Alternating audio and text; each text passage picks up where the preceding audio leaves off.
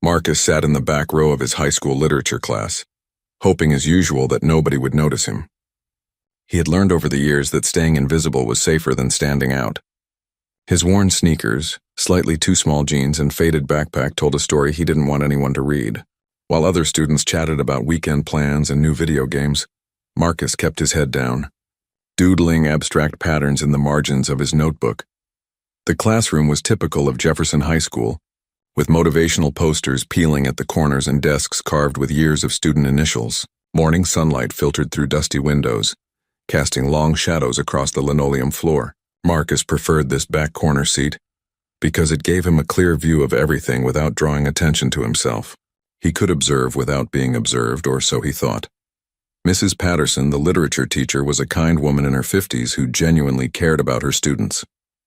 She had noticed Marcus's quiet intelligence during class discussions, the way his eyes lit up when they studied poetry, even though he rarely volunteered answers. She made mental notes to encourage him more, sensing there was something special beneath his shy exterior. But not everyone shared Mrs. Patterson's gentle approach. Jessica Hartwell sat 3 rows ahead of Marcus, surrounded by her usual group of friends. She was the type of student who had ruled the social hierarchy since middle school. Her perfectly styled hair, designer clothes, and confident demeanor made her the center of attention wherever she went. Jessica had good grades, participated in student council, and knew how to charm adults while maintaining her queen bee status among peers. That Monday morning started like any other.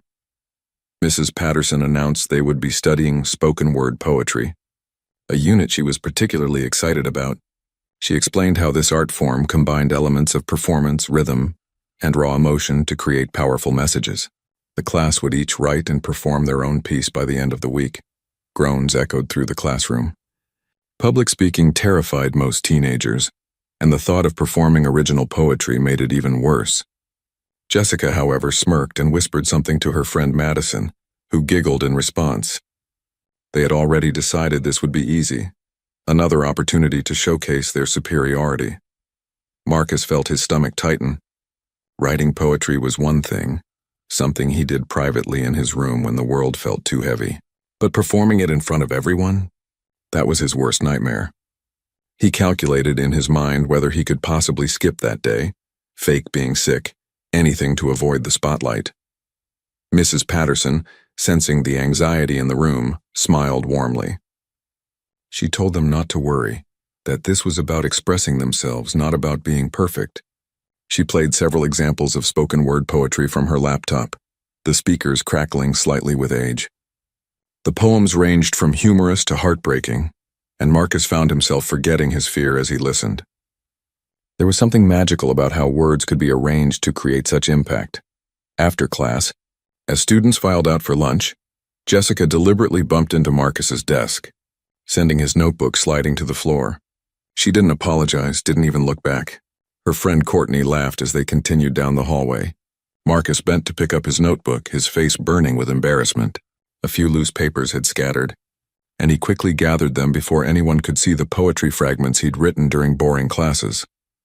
The cafeteria was its usual chaos of noise and competing social groups. Marcus bought his subsidized lunch and found his usual spot at a half-empty table near the windows. He ate quickly, preferring to spend most of the lunch period in the library where it was quiet and safe. The librarian, Mr. Chen, had given him informal permission to treat the space as his sanctuary. In the library, Marcus pulled out his notebook and began drafting ideas for the poetry assignment. Despite his fear of performing, he couldn't help but feel excited about the writing process itself. Words had always been his escape, his way of making sense of a world that often felt hostile and confusing. He wrote about feeling invisible, about watching life happen to other people while he remained on the sidelines. Meanwhile, in the cafeteria, Jessica was holding court at her usual table, the prime real estate in the center of the room. She complained loudly about the poetry assignment, calling it stupid and pointless. But then Madison mentioned that she'd seen Marcus writing in his notebook constantly, and Jessica's expression changed. She got that look, the one her friends recognized as meaning trouble was coming. Jessica declared that she bet Marcus would probably write something embarrassing and pathetic, just like him. She started planning how she could make the situation entertaining for herself. In her mind, People like Marcus existed to make people like her look better by comparison. She didn't think of it as cruelty, just as the natural order of things. She had never questioned why she felt the need to put others down to feel superior. The rest of the week passed with mounting tension. Mrs. Patterson gave them class time to write and workshop their pieces. Marcus worked silently, covering his paper whenever anyone walked by. He had something important to say, but the thought of saying it out loud terrified him. He had spent so long being invisible that choosing to be seen felt like stepping off a cliff. Jessica, by contrast, wrote something she considered clever and funny, full of pop culture references and designed to get laughs. She practiced her performance in front of her bathroom mirror, perfecting her delivery and timing. She was confident it would be the best in the class because everything she did was the best. That was her brand, her identity. On Thursday afternoon, Mrs. Patterson announced that performances would begin the next day. She had randomly selected the order, and Marcus's heart sank when he realized he would be going last. Jessica was scheduled third, which she considered perfect, early enough to set the standard but not so early that people would forget her performance. That night, Marcus barely slept. He rehearsed his poem in whispers in his bedroom, his hands shaking as he held the paper. He had written something true, something that came from the deepest part of himself. It was about struggle and invisibility, and the strength it took to keep going when nobody seemed to notice you existed. It was about his mother working 2 jobs and coming home exhausted, but still asking about his day. It was about feeling like you didn't matter and finding reasons to matter anyway. He didn't know yet that tomorrow would change everything, that the words he had written in private would finally make people see him. He only knew that he was terrified, and that turning back was no longer an option. Friday morning arrived with gray clouds that matched Marcus's mood. He had hardly touched his breakfast, earning a concerned look from his mother before she rushed off to her morning shift at the diner. She worked there from 6 in the morning until 2 in the afternoon, then went straight to her evening job cleaning offices downtown. Marcus had learned not to complain about his problems because hers were so much bigger. The bus ride to school felt longer than usual. Marcus sat alone as always, watching the neighborhoods change from rundown to respectable as they approached the school. He clutched his backpack tightly, the poem folded carefully in the front pocket where he could reach it quickly. He had read it so many times the paper was beginning to soften at the creases. Jefferson High looked particularly imposing that morning. The brick building seemed to loom over him as he walked through the front doors. Students rushed past in their usual morning frenzy, grabbing books from lockers and catching up on gossip. Marcus moved through the crowd like a ghost, as he always did. But today it felt different. Today he would have to be seen. First period dragged endlessly. Marcus couldn't focus on anything the math teacher said about quadratic equations. His mind kept jumping to literature class, to standing in front of everyone, to the possibility of completely freezing up and humiliating himself. He imagined Jessica's mocking laughter, the way it would echo in his memory for years to come. Second period was no better.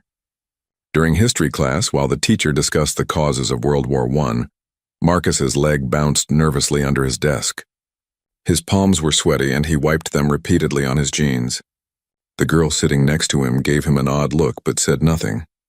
Time moved both too slowly and too quickly, each minute bringing him closer to what felt like his doom. When the bell finally rang for third period, Marcus's heart began racing. This was it. Literature class. Performance day. He gathered his things slowly, delaying the inevitable. Other students rushed past him, some excited to watch the performances, others dreading their own turns. Marcus felt like he might actually be sick. The literature classroom had been rearranged slightly for the performances. Mrs. Patterson had created a small performance space at the front, moving her desk to the side. She greeted students cheerfully as they entered, trying to ease the obvious tension in the air. Most students looked nervous, clutching their papers and avoiding eye contact with each other. Jessica entered with her usual confidence, laughing loudly at something Courtney said. She had dressed carefully that morning, choosing an outfit that looked effortlessly stylish. Her paper was in a designer folder, and she kept glancing at it with satisfaction. She had practiced enough that she had most of it memorized, a detail she planned to casually mention to make others feel inadequate. Marcus took his usual seat in the back, but it felt different now knowing he would have to leave it. He watched as other students settled in, their nervous energy filling the room. Some were rehearsing silently, lips moving without sound. Others stared at their papers with dread. A few, like Jessica, appeared relaxed and ready. Mrs. Patterson called the class to order and began with an encouraging speech about bravery and self-expression. She reminded them that this was a safe space, that they were all supporting each other, and that perfection wasn't the goal. Authentic expression was what mattered. Marcus appreciated her words but didn't find much comfort in them. The first performer was a quiet girl named Amy, who wrote about her grandmother's garden. Her voice shook throughout, but she made it through. The class applauded politely, and Amy rushed back to her seat with visible relief. The second student, a boy named Kevin, performed something humorous about video games that got genuine laughs.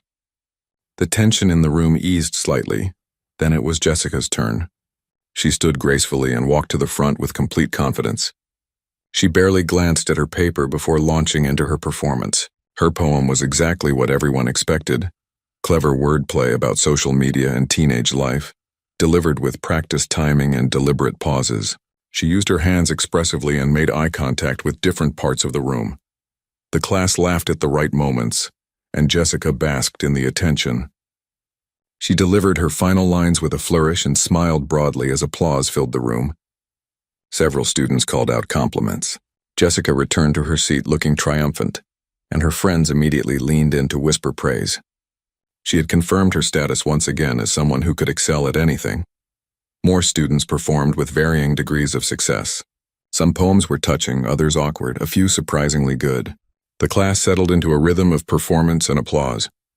Marcus barely registered any of it. His turn was approaching and panic was setting in. He kept telling himself he could do this, but he didn't believe it. With each performance, Marcus's anxiety grew. His hands trembled as he held his paper. He considered just reading it quickly and sitting down, abandoning any attempt at actual performance.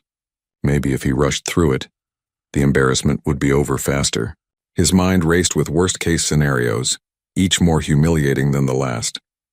Mrs. Patterson was calling names and checking them off her list. 3 students left, then 2, then 1. Marcus felt like the walls were closing in. He could hear his heartbeat pounding in his ears. His mouth was dry. Every instinct told him to run, to fake an emergency, to escape somehow. Finally, Mrs. Patterson called his name. The room fell into its standard polite silence, ready for the next performance. But there was something different in the air now. Jessica was whispering to Madison, a smirk playing on her lips. Several of her friends were already positioning themselves to enjoy whatever entertainment they expected from Marcus's performance. Marcus stood up slowly, his legs feeling weak. The walk to the front of the classroom felt like miles. Every step seemed to take forever. He could feel dozens of eyes on him, and it made his skin crawl. He had spent so long trying to be invisible, and now he was the only thing anyone was looking at. He reached the front and turned to face the class. The sea of faces looked back at him with varying expressions. Most were neutral or encouraging. Some were bored, ready to get through this so they could move on with their day. But Jessica's group wore expressions of barely concealed amusement, like they were watching a comedy show and waiting for the punchline. Marcus looked down at his paper, and the words blurred slightly. His hands were shaking so badly that the paper rattled audibly. Someone in the middle of the room coughed. Time seemed to stretch out impossibly. Mrs. Patterson gave him an encouraging nod, her expression kind and patient. Just as Marcus opened his mouth to begin, Jessica's voice cut through the silence. She hadn't even tried to whisper. Her words carried clearly across the classroom, loud enough for everyone to hear, dripping with mockery and disdain. Jessica's voice rang out clear and cruel. This should be good. I bet he wrote about his imaginary friends or something equally pathetic. Her friends erupted in giggles, not even bothering to hide their laughter. Madison added, maybe he'll cry halfway through, which prompted another wave of snickering from their corner of the room. The classroom wasn't silent anymore. The spell of respectful attention had been broken. Several students shifted uncomfortably in their seats, not sure whether to laugh along or stay quiet. A few looked genuinely uncomfortable with Jessica's behavior, but nobody said anything. Speaking up against Jessica meant becoming her next target, and most people weren't willing to take that risk. Mrs. Patterson's face hardened. Jessica, that's enough. We show respect to every performer. Her voice was firm, but the damage was already done. The words hung in the air like poison. Marcus stood frozen at the front of the room, his face burning with humiliation. His worst fear had just been realized before he'd even begun. Jessica rolled her eyes dramatically but said nothing more. She leaned back in her chair with a satisfied expression, arms crossed. She had accomplished what she wanted, establishing the tone and making sure everyone knew that Marcus's performance was a joke before it even started. In her mind, she was just stating the obvious. People like Marcus weren't worth taking seriously. Marcus looked down at his paper again. His vision had gone slightly blurry. Whether from unshed tears or pure anxiety, he wasn't sure. Every fiber of his being wanted to crumple the paper, walk out of the room, and never come back. He imagined doing exactly that, imagined the relief of escape. But something else stirred inside him too, something he hadn't felt before. It was anger, yes, but more than that. It was years of being invisible finally crystallizing into something solid. It was every time someone had looked through him instead of at him. It was his mother's exhausted face when she came home from her second job. It was every assumption people made about him based on his clothes, his silence, his background. All of it came together in that moment, and Marcus made a decision. He wasn't going to run. Not this time. For once in his life, he was going to be seen, and he was going to make them really look. His hand steadied slightly. He took a deep breath and lifted his eyes from the paper. Instead of looking at the class as a whole, he focused on a spot on the back wall just above everyone's heads. That made it easier. When Marcus finally spoke, his voice was quiet at first, almost too quiet to hear. "They see through me like I'm made of glass," he began. The words came out shaky, uncertain. Several students in the front row leaned forward to hear better. Jessica smirked and whispered something to Courtney, clearly unimpressed. But then something shifted. As Marcus continued, his voice grew stronger.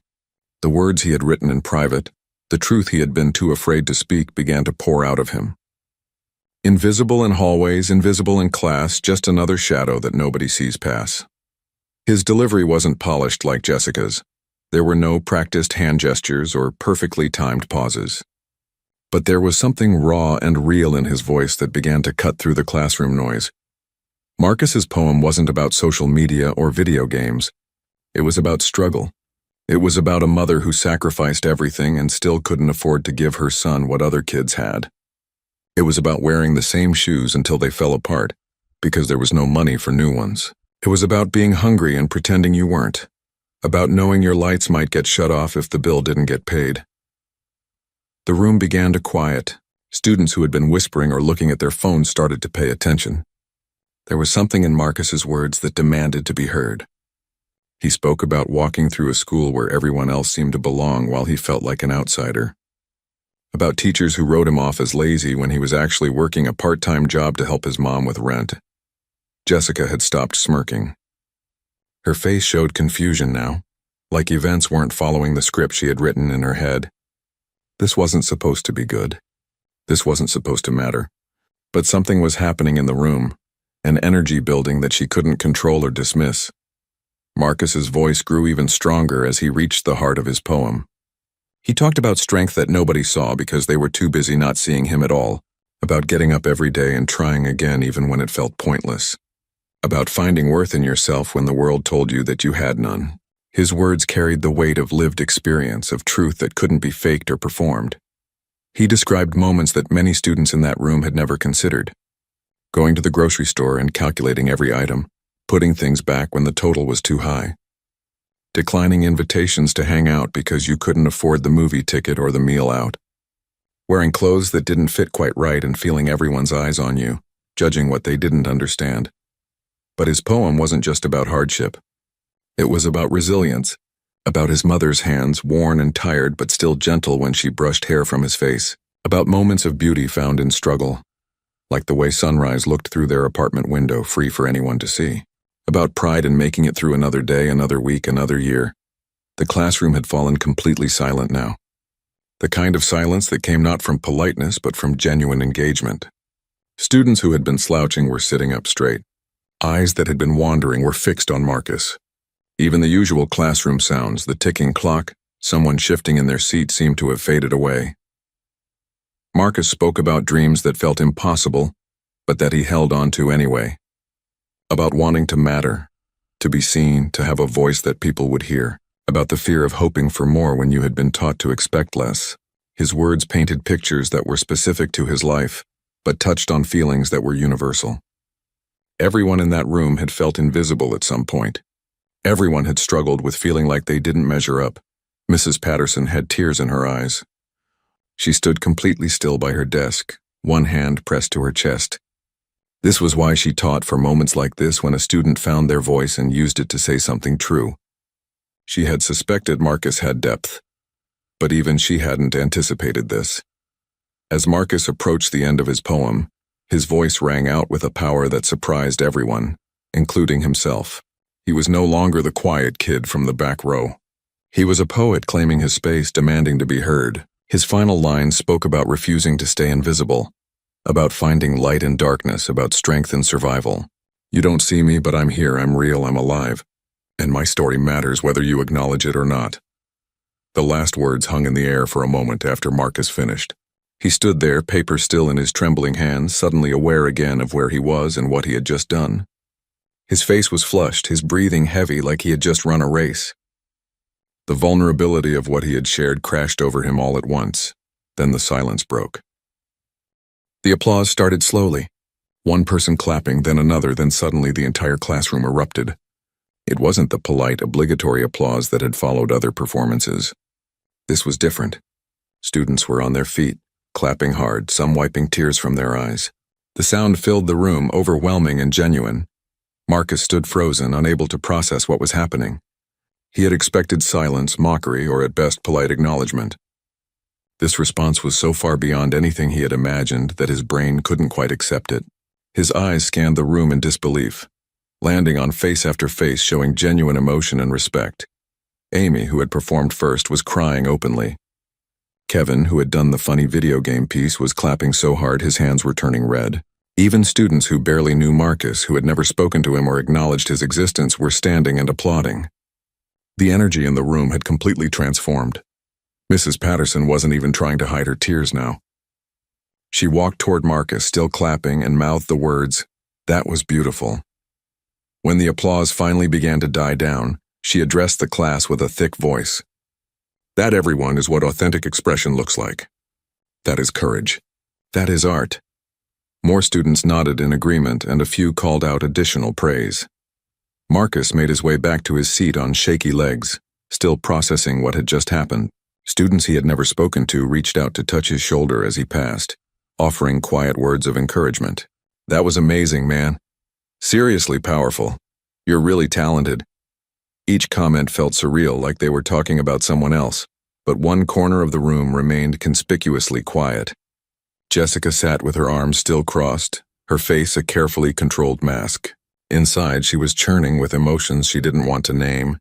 Confusion dominated because this wasn't how things were supposed to work. Marcus was supposed to be forgettable, embarrassing even.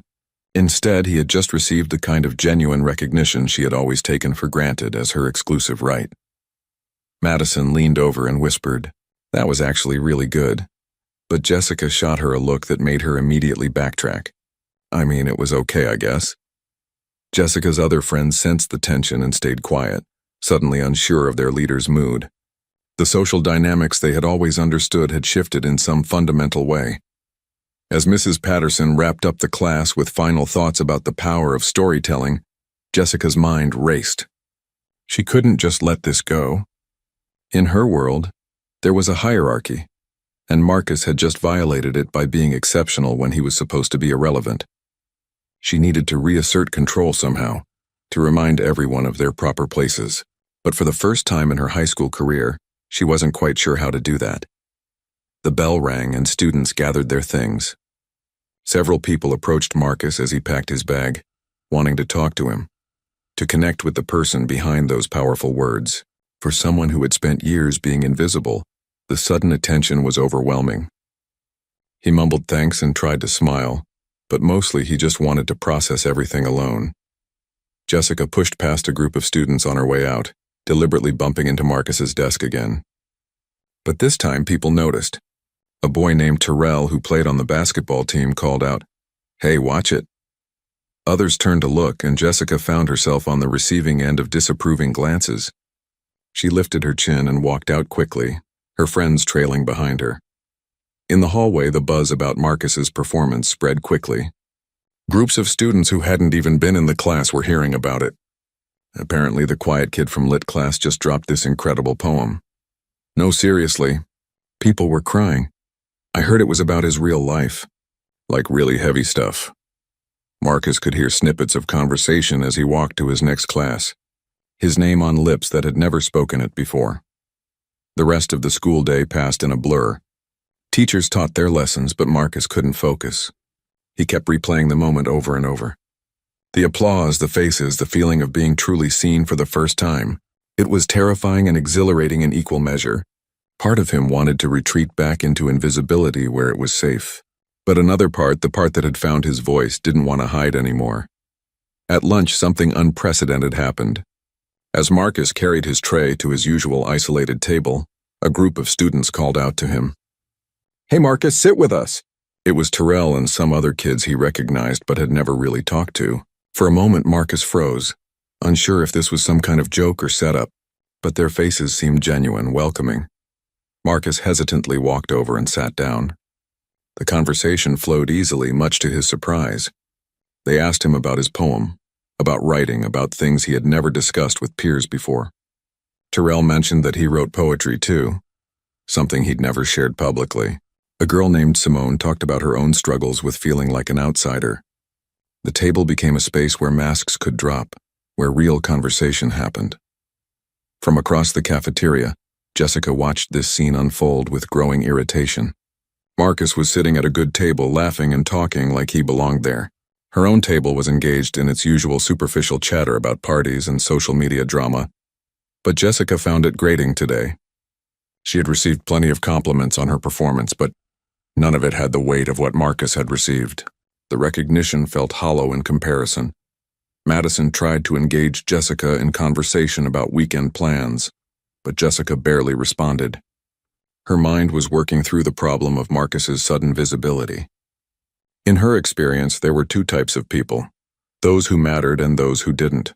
Marcus was supposed to be in the second category permanently. His performance had disrupted that order, and disruption meant threat.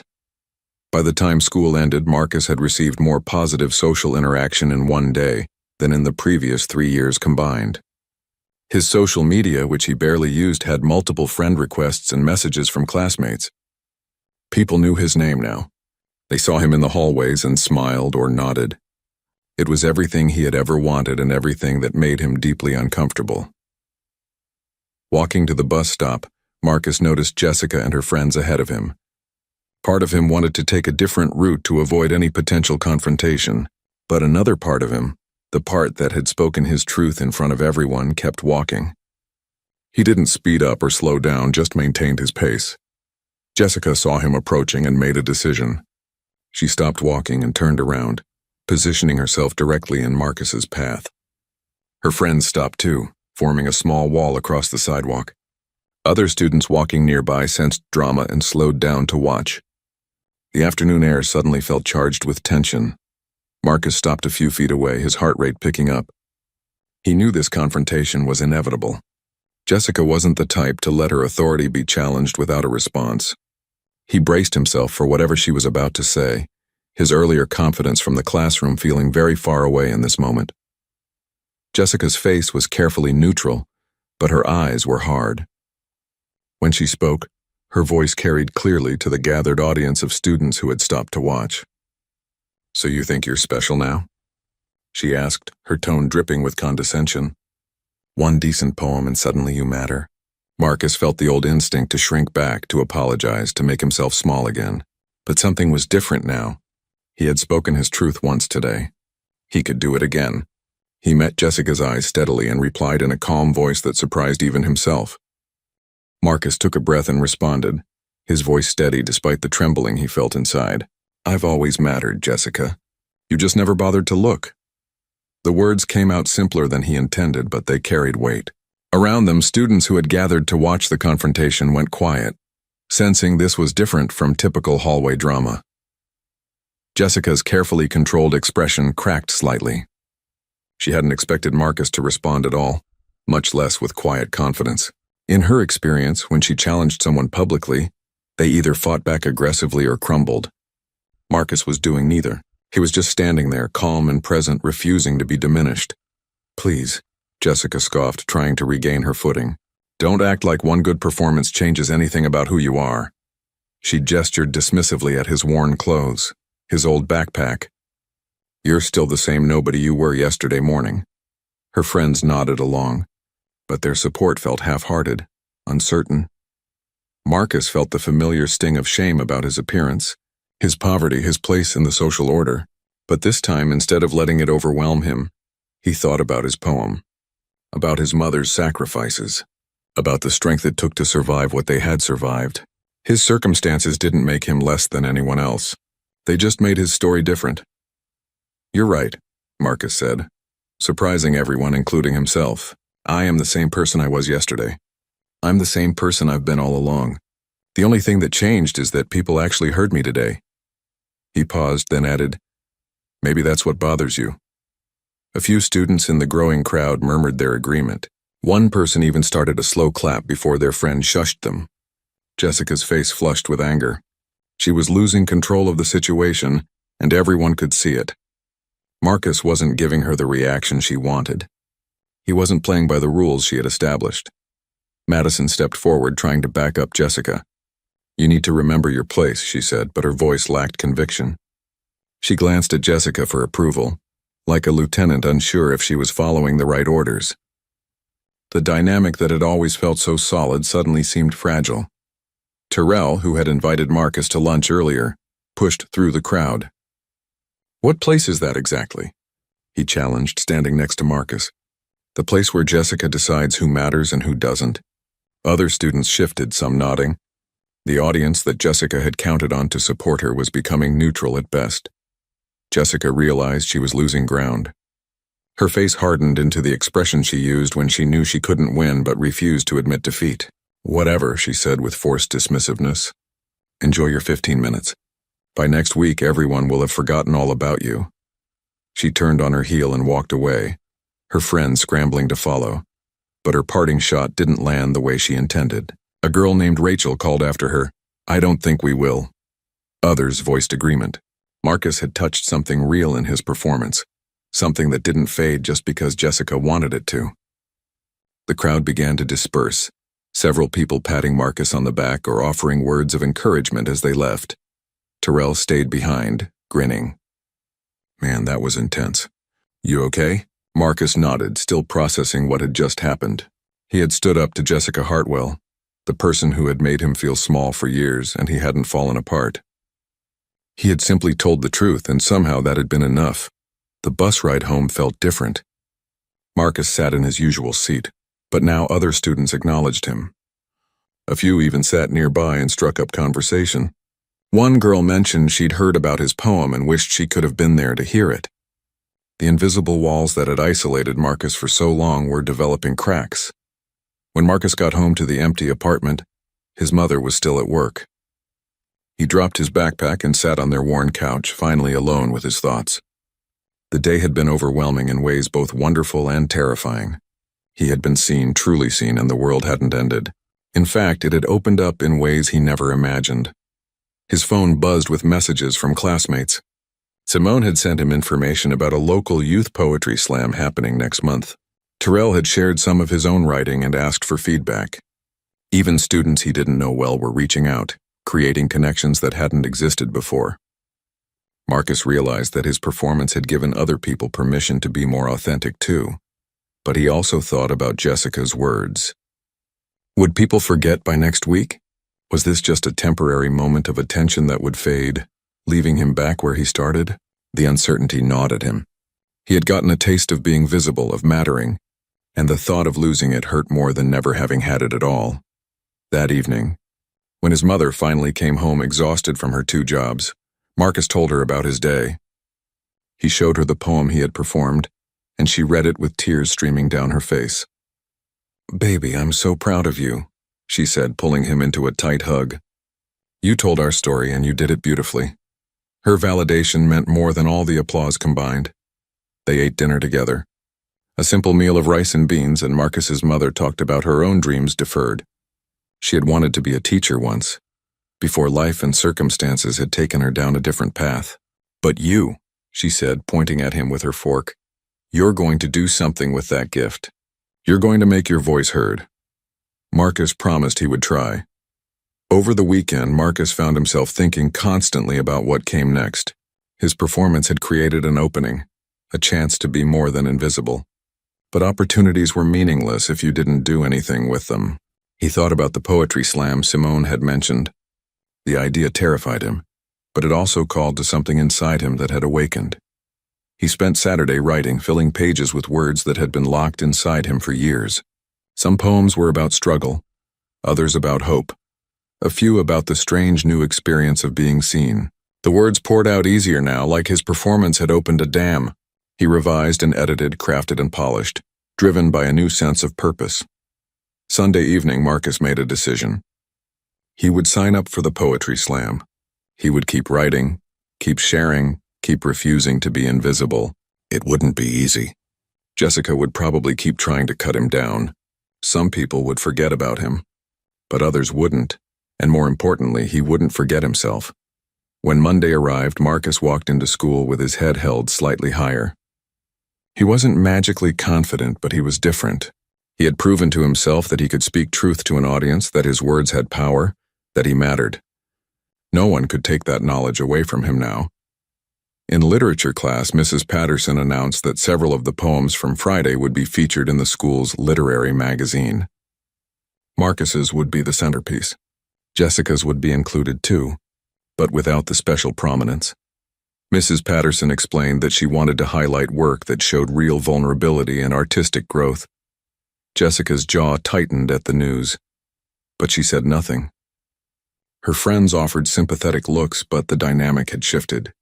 Jessica was still popular, still influential, but the absolute authority she once had was cracked.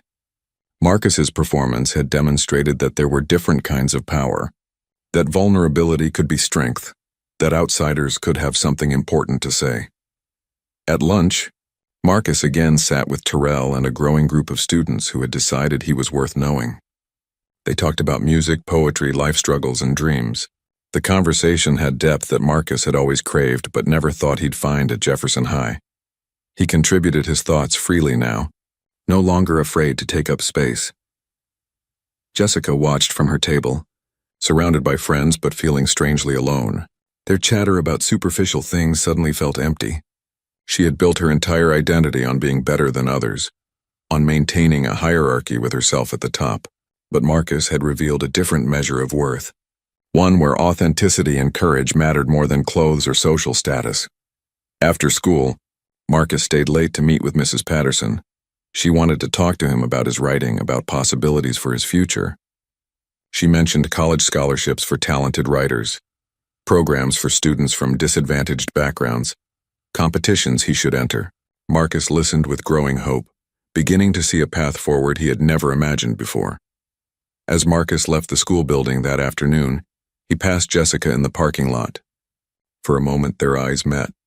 He saw something in her expression that surprised him, uncertainty, maybe even a hint of respect. She didn't say anything, just nodded slightly before looking away.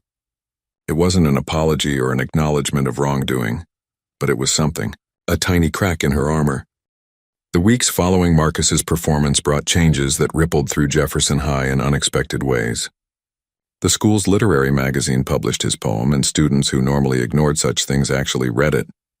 Copies circulated through the hallways, passed from hand to hand. Teachers mentioned it in their classes as an example of powerful student work. The invisible boy had become impossible to ignore. Marcus signed up for the youth poetry slam that Simone had told him about. The event was scheduled for 3 weeks away at a downtown coffee shop that hosted local artists. The thought of performing again terrified him, but he was learning to push through fear rather than let it control him. He spent his free time writing new material, practicing delivery, and working with Terrell, who had also decided to participate. Mrs. Patterson became an unofficial mentor, staying after school to help Marcus refine his work. She saw genuine talent in him, the kind that appeared once every few years if a teacher was lucky. She pushed him to dig deeper, to take risks with his language, to trust his voice. Under her guidance, Marcus's writing became sharper, more focused, more powerful. The school's social landscape shifted in subtle ways. Students who had never questioned the established hierarchy began to see it differently. Marcus's success had proven that worth wasn't determined by social status or money. Small acts of rebellion appeared. A freshman girl wore thrift store clothes proudly instead of hiding them. A sophomore boy started sharing his own poetry online. The rigid structure that Jessica had helped maintain began developing fissures. Jessica noticed these changes with growing frustration. Her influence was still significant, but it wasn't absolute anymore. Students who would have once rushed to please her now sometimes challenged her opinions. Her friends still followed her lead, but with less enthusiasm. She found herself working harder to maintain her position, and the effort exhausted her. Madison pulled Jessica aside one day after school, her expression troubled. "Don't you think maybe we were too hard on Marcus?" she asked carefully. "I mean, he's actually pretty talented. And he seems nice." Jessica's eyes flashed with anger. She couldn't believe her closest friend was questioning their approach. "Are you serious right now?" she snapped. Madison backtracked immediately, but the seed of doubt had been planted. At home, Jessica found herself thinking about Marcus more than she wanted to admit. She watched videos of spoken-word poetry online, trying to understand what made his performance so impactful. Part of her dismissed it as luck or sympathy from the audience. But another part, a part she tried to ignore, recognized that Marcus had tapped into something real and honest that her own performance had lacked. Her parents were successful professionals who had always emphasized achievement and excellence. Jessica had internalized the message that being the best meant being better than others, that success was a zero-sum game. If someone else was elevated, she must be diminished. It was a worldview that had served her well until now, but Marcus's success challenged its foundations. Meanwhile, Marcus was discovering what it meant to be part of a community. The group that had formed around him at lunch kept growing. They called themselves the Real Ones, a joking reference to authenticity that had somehow stuck. They shared writing, supported each other's creative projects, and created a space where vulnerability was valued rather than mocked. Simone became a close friend. She was a talented artist who had always felt like an outsider because her work was too weird, too personal, too different from what was popular. Marcus's visibility had given her courage to share her art more openly. Together, they collaborated on a project combining his poetry with her illustrations for submission to a regional arts competition. Terrell introduced Marcus to his cousin Deshawn, a college student who ran poetry workshops for youth in the city. Deshawn was impressed by Marcus's work and invited him to attend the workshops. Suddenly, Marcus found himself part of a larger artistic community that extended beyond the walls of Jefferson High. He met other young poets, learned new techniques, and began to see possibilities for his future that had seemed impossible just weeks before. The poetry slam approached quickly. Marcus practiced constantly, memorizing his new piece until he could perform it in his sleep. This poem was different from the first one. Where his classroom performance had been about personal struggle, this piece looked outward. It talked about judgment and assumptions, about how people created boxes for each other and got angry when someone refused to stay inside them. The night before the slam, Marcus barely slept. He lay in bed rehearsing lines in his head, fighting waves of anxiety. His mother had taken the night off from her second job to attend the event, a sacrifice that meant they'd be short on money this month. The weight of her support made Marcus even more determined to do well. Jessica heard about the poetry slam through the social media buzz surrounding it. Several students from Jefferson High were planning to attend, including some of her own friends. Madison had asked if Jessica wanted to go, but she had declined immediately. The idea of watching Marcus succeed again felt unbearable. She made plans to do something else that night, anything to avoid being reminded of the shift in social dynamics. But as the day of the slam arrived, Jessica found herself unable to focus on anything else. Her carefully planned alternative evening, a party at Courtney's house, felt hollow before it even began. She got ready mechanically, putting on an outfit that usually made her feel confident but now just felt like a costume. At Courtney's party, the usual crowd gathered. Music played, people laughed and danced, but Jessica felt disconnected from it all. Several people were checking social media for updates from the poetry slam. "Marcus is about to perform," someone announced, and a small group gathered around the phone to watch someone's Instagram live stream. Jessica pretended not to care but found herself drifting closer to see the screen. The coffee shop where the slam was held was packed. Marcus arrived early with his mother, both of them dressed in their best clothes, which still marked them as different from the more affluent audience members. But the poetry community was welcoming. Deshawn greeted them warmly and introduced Marcus around. The nervous energy in the room was electric as performers prepared. When Marcus's turn came, he walked to the small stage with the same fear he'd felt in the classroom, but also with more confidence. He had done this before. He knew he could do it again. The audience settled into attentive silence as he adjusted the microphone. His mother sat in the front row, her eyes shining with pride. Marcus began his new poem and the coffee shop went still. His words painted pictures of assumptions and judgments, of people who decided your worth based on your appearance or your background. He talked about boxes that society built and the courage it took to break free from them. His delivery was stronger now, more practiced, but it still carried that raw authenticity that made his work powerful. Back at the party, students watched the live stream in growing amazement. Marcus was holding his own against performers much older and more experienced. His words resonated through phone speakers, commanding attention even in the chaotic party environment.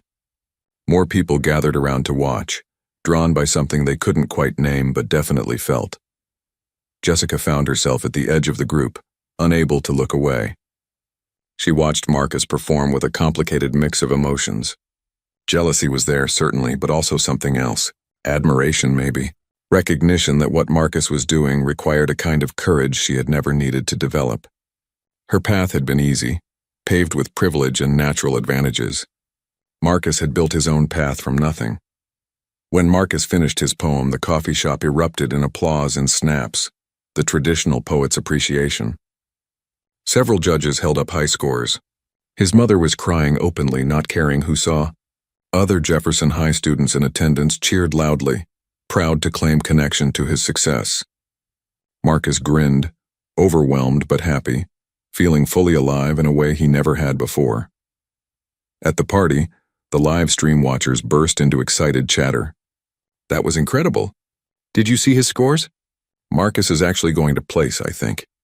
Even students who had barely known Marcus existed a month ago now spoke about him with genuine enthusiasm and pride. Jessica stood silent in the middle of the celebration, feeling like an outsider at her own friend's party. The slam continued with other performers, all talented, but Marcus had made an impression. When the judges announced the final scores, Marcus placed third overall, an impressive achievement for his first competitive performance. The prize was small, $50 and a spot in the next citywide slam, but it felt enormous. His mother hugged him so tight he could barely breathe, whispering how proud his grandmother would have been. As the crowd mingled after the event, several established poets approached Marcus to offer encouragement and advice. A woman who taught creative writing at the local community college gave him her card and suggested he apply for their program. A published poet invited him to submit work to an anthology they were compiling. Marcus collected contact information and opportunities, his head spinning with possibility. The Jefferson High students in attendance gathered around Marcus, celebrating his success. Simone captured photos for social media. Terrell proposed they organize their own poetry event at school. The energy was infectious, a sense that they were all part of something meaningful together. Marcus had not just succeeded individually, he had created space for others to dream bigger too. Monday morning at Jefferson High felt different for Jessica. She walked through the hallways that had always been her kingdom, but the landscape had changed. Everywhere she turned, students were talking about Marcus's poetry slam performance. Videos of it had been shared hundreds of times. The school's social media accounts had reposted clips. Even the principal had mentioned it in the morning announcements, congratulating Marcus on representing Jefferson High so well. Jessica's friends still surrounded her at her locker, but the dynamic had shifted. They were distracted, excited about things that didn't involve her. Madison kept trying to show Jessica videos from the slam until Jessica finally snapped that she didn't care. The hurt look on Madison's face was immediate. And for the first time, Jessica felt a pang of guilt rather than satisfaction at asserting her dominance. In first period, a teacher who had never paid much attention to creative pursuits spent 10 minutes of class time discussing Marcus's achievement and encouraging other students to pursue their passions. Jessica stared at her desk, her jaw tight. It felt like the entire school had reorganized itself around celebrating someone she had dismissed as irrelevant. The cognitive dissonance was exhausting. Marcus arrived at school to find himself surrounded by well-wishers. Students he had never spoken to congratulated him. Teachers pulled him aside to offer praise. The attention was still overwhelming, but he was learning to accept it without waiting for the other shoe to drop. He was beginning to believe that maybe this wasn't temporary, that maybe he had actually changed his story. In literature class, Mrs. Patterson announced a new project. Inspired by Marcus's success, she wanted to organize a school-wide poetry and spoken word event. Students could sign up to perform or simply attend to support their peers. The room buzzed with excited conversation. Several students immediately began planning what they would perform. Even people who had never written poetry before expressed interest in trying. Jessica sat silently through the announcement, her chest tight with an emotion she couldn't quite name. Part of her wanted to dismiss the entire thing as a waste of time, but another part recognized that something important was happening, something she wasn't part of and didn't know how to join. For someone who had always been at the center of everything, the feeling of being peripheral was devastating. After class, Jessica did something she had never done before. She approached Mrs. Patterson and asked if they could talk. The teacher, surprised but welcoming, agreed to meet during lunch period. Jessica spent the morning rehearsing what she wanted to say, struggling with vulnerability in a way she never had before. At lunch, while Marcus sat with his growing group of friends, Jessica sat in Mrs. Patterson's classroom. The teacher waited patiently, sensing this was difficult for her student. Finally, Jessica spoke. "I don't understand what happened," she said quietly. "I did everything right.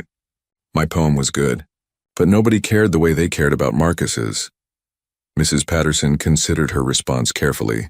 "Your poem was technically well-crafted, Jessica, but it didn't take any risks. It didn't reveal anything real about you.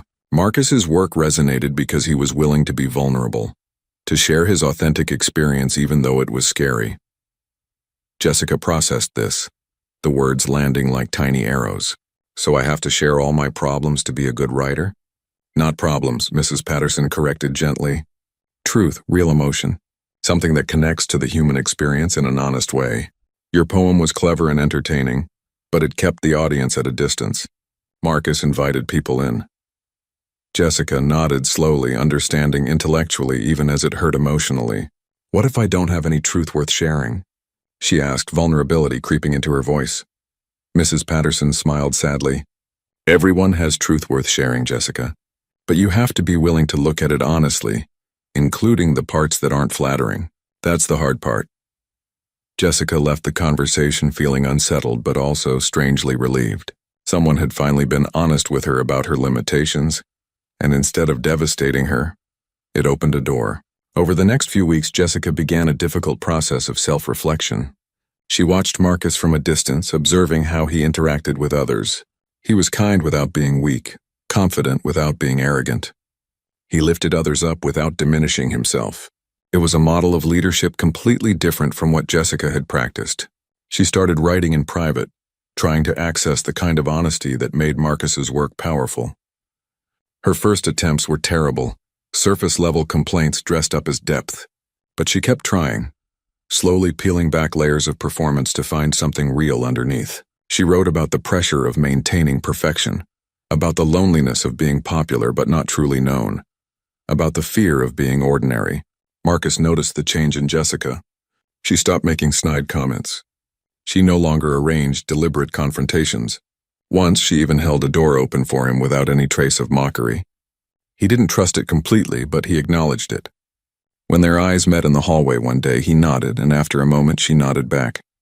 It wasn't friendship, but it was the beginning of something like respect. The school-wide poetry event approached, and sign-ups exceeded Mrs. Patterson's expectations. 20 students volunteered to perform, including several who had never done anything like it before.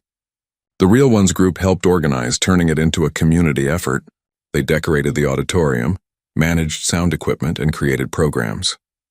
Marcus was asked to close the show, a position of honor that reflected how far he had come.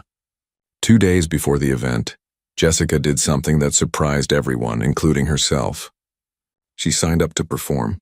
Madison nearly choked on her lunch when Jessica told her, "You're going to do the poetry thing?" she asked incredulously. Jessica nodded, her expression determined. "I'm going to try something different this time." The night of the event, the auditorium was packed. Students, teachers, and parents filled every seat. The energy was electric with anticipation and nervousness. Backstage, performers paced and rehearsed, supporting each other through shared anxiety. Marcus gave encouraging words to several younger students who were terrified. He remembered that feeling well. Jessica arrived dressed more simply than usual, her makeup minimal, her confidence less certain. She sat backstage reviewing her poem for the 100th time. This piece was different from anything she had written before. It was honest in a way that made her feel exposed and vulnerable. Several times she almost withdrew her name, but something kept her from running. The event began with enthusiastic performances from students who surprised themselves and their audience. There was laughter at funny pieces, tears at emotional ones, and consistent appreciation for the courage each performer showed. The Real Ones group members performed together and separately, building on the community they had created. The event felt less like a competition and more like a celebration. When Jessica's name was called, a ripple of surprise went through the audience. Many people didn't expect her to participate, much less to take it seriously. She walked to the microphone on unsteady legs, her paper trembling in her hands. For a moment she stood there frozen, considering flight. Then she saw Mrs. Patterson in the audience, nodding encouragement, and she began. Jessica's poem was about masks and performance, about building walls so high that you lost yourself behind them, about the exhausting work of maintaining an image and the fear of what would happen if people saw behind it. She talked about judging others to avoid examining herself, about cruel comments that came from her own insecurity. Her voice shook throughout, but she didn't stop. The audience listened in surprised silence. This wasn't the Jessica they knew, polished and perfect. This was someone struggling with the same fears and doubts that everyone carried. As she reached the end of her poem, Jessica's voice grew stronger. Her final lines acknowledged that she didn't have answers, but she was trying to be more than the person she had been. She was trying to be real. The applause was warm and genuine, not as overwhelming as what Marcus had received, but authentic appreciation for her vulnerability. When Jessica returned to her seat, several performers patted her shoulder.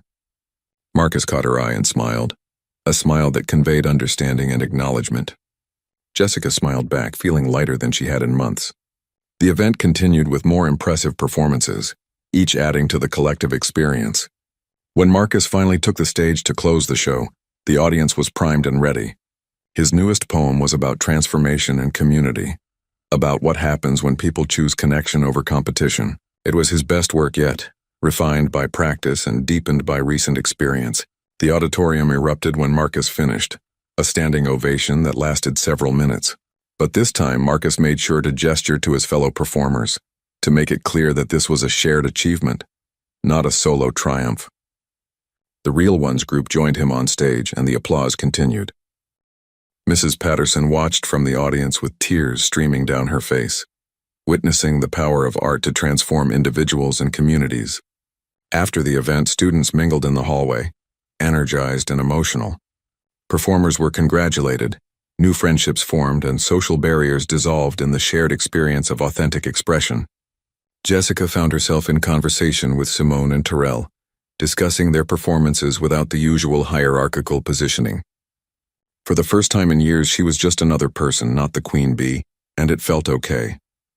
Marcus stood with his mother, who had again sacrificed to be there. She held his hand proudly, not caring that he was too old for such displays.